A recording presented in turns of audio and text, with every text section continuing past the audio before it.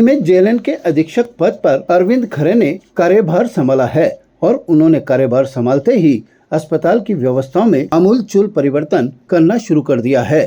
उन्होंने सुबह तकनीकी कर्मचारियों और डॉक्टर्स के साथ जेएलएन अस्पताल का निरीक्षण किया।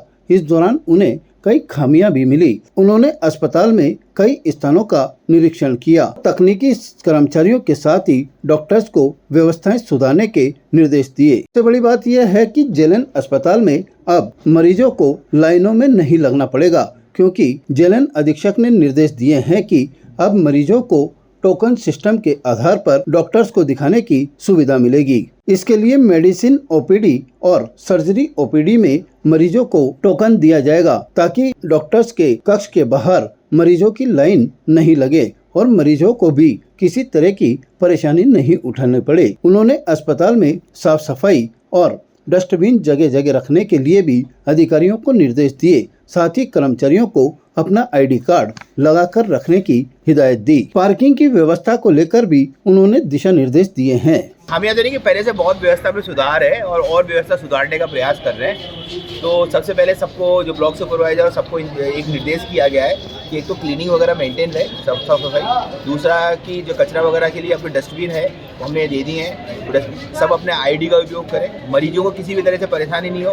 पार्किंग इस तरह से हो कि उनकी गाड़ियाँ वगैरह आने में दिक्कत ना हो, ठीक है। और जो ट्रॉली के लिए हमने रखा है कि ट्रॉली मैन है जो आपके पास में रहे, वो उनके हम नंबर वगैरह वहाँ कर देंगे। तो ये कैजुअल्टी और ओपीडी के अंदर ट्रॉली मैन रहेगा, वो मरीजों को लाने जाने में रहे।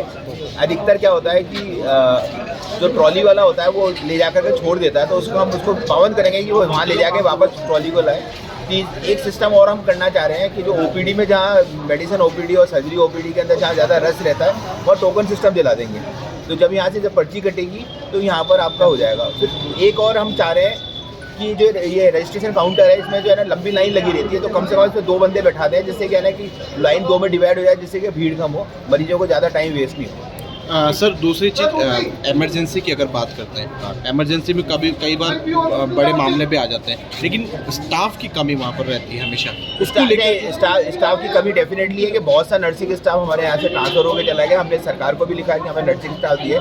भविष्य में हम इसका प्रयास भी कर रहे हैं और हम प्लेसमेंट एजेंसी भी प्रयास कर रहे हैं कि हमें नर्सिंग स्टाफ मिल जाए। तो इससे क्या हम समस्या को लेंगे और हमें नर्सिंग स्टाफ से भी हमने रिक्वेस्ट करा है कि अपना से कॉपरेशन बना के रखें। अभी कमी है तो, लेकिन ऐसा मरीजों को किसी तरह से परेशानी नहीं हो, हम इस तरह की व्यवस्था करें। Status king of gent suits, full gent suits, न्यूनतम किराए पर डिजाइनर एक्सक्लूसिव शेरवानियां।